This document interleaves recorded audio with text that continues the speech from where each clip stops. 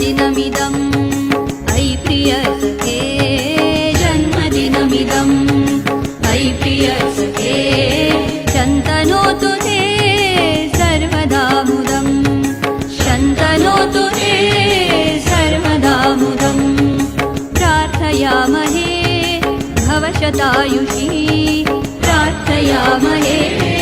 भवशतायुषी ईश्वरः सदा त्वां च रक्षतु